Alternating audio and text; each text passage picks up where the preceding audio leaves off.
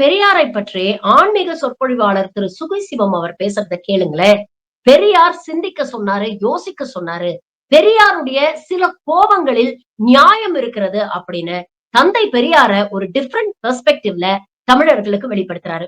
கேட்டு பாருங்க, இன்ட்ரெஸ்டிங்கா இருக்கு. பெரியாருடைய சில கோபங்களில் நியாயம் இருக்கிறது. பெரியாருடைய சில கோபங்களில் சில நியாயம் இருக்கிறது. அவர் சிந்திக்க சொல்றார், யோசிக்க சொல்றார்.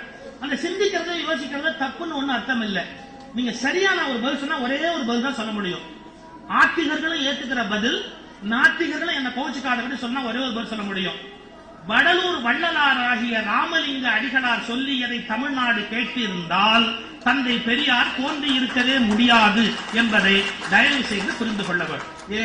நல்ல சீர்திருத்த கருத்துக்களை வள்ளலார் சொன்னார், ஆன்மீக ஞானியாக சொன்னார். தமிழ்நாடு கேட்கல. உடனே ஒரு நெருப்பு மாதிரி பெரியார் இருந்து பேச வேண்டிய தன்மை ஏற்பட்டது. இந்துக்கள் வள்ளலாரை மதித்திருந்தால் பெரியார் தோன்றி இருப்பதற்கு வாய்ப்பு இல்லை என்பதை தயவு செய்து